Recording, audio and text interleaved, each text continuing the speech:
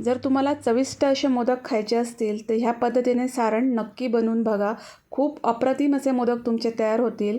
तर सारण अप्रतिम किंवा चविष्ट होण्यासाठी याच्यामध्ये मी एक खास इन्ग्रेडियंट घातलेला आहे. त्याच्यामुळे हे आपलं सारण आहे ते खूप चविष्ट असं होणार आहे.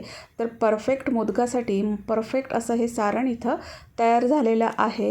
हे सारण जे आहे ते बरेच दिवस म्हणजे अगदी 4 ते 5 दिवस टिकतं. मोदक पण तुमचे अगदी दुसऱ्या दिवसापर्यंत खूप छान राहतात. तर केलेलं काय आहे मी, तर पॅनमध्ये मी 1 चमचा तूप गरम करून घेतलं आणि त्याच्यामध्ये मी 1 कप हे ओलं खोबरं घेतलेलं आहे. ओलं खोबरंच घ्यायचं. ओल्या खोबऱ्याचा पांढरा भाग घ्यायचा आणि ते असं मी वेळेवर खोवून घेतलेलं आहे आणि ते आपल्याला हलकं परतवून घ्यायचं आहे, जेणेकरून हे जे आपलं सारण आहे ते बरेच दिवस टिकणार आहे.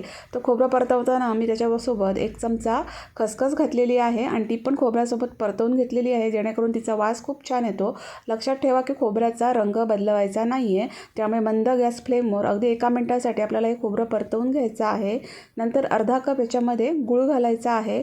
हा आपला सिक्रेट इन्ग्रेडियंट म्हणजे नारळाचं पाणी. नारळ फोडल्यानंतर हे नारळाचं पाणी आहे ते आपल्याला इथं वापरायचं आहे. याने काय होईल की सारणाची चव तर खूप छान येईलच, त्याबरोबर गूळ वितळवायला पण मस्त अशी मदत होईल आणि खूप चविष्ट असं आपलं सारण इथं तयार होईल. तर आता हे छान असं मिक्स करून घ्यायचं. चवीप्रमाणे अगदी अगदी थोडंसं मी मीठ घातलेलं आहे, म्हणजे 2 चिमटे इथं मीठ वापरायचं आहे आणि वेलचीची पूड घातलेली आहे 1 चमचा. आणि नंतर मग ह्याच्यामध्ये मी काजूगर आणि बदाम एकदम ठेचून म्हणजे त्याची चांगली पूड करून इथं वापरलेली आहे. तुम्ही इथं चारोळे पण वापरू शकता. चारोळे पण या सारणामध्ये खूप छान लागतात. तर मंद गॅस फ्लेमवरच मी हे सगळं छान अगदी एकत्र करून घेतलेलं आहे आणि हे बघा याच्यातलं सगळं पाणी आटेपर्यंत आपल्याला हे छान असं एकत्र करून घ्यायचं आहे. याच्यामध्ये पाण्याचा जरा पण अंश ठेवायचा नाही आहे आणि असं परफेक्ट आपलं हे उकडीच्या मोदकासाठीचं सारण तयार झालेलं आहे. हे बघा. तर हे सारण वापरून तुम्ही मस्त असे मोदक करू शकता.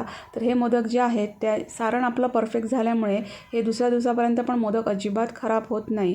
फ्रीजमध्ये हे सारण अगदी 8 दिवस आरामात टिकतं. तर असं सारण बनवून ठेवा आणि मस्त असे तुम्ही हे मोदक बनवा. तर खूप छान आणि चविष्ट असे आपले मोदक इथं तयार होणार आहेत.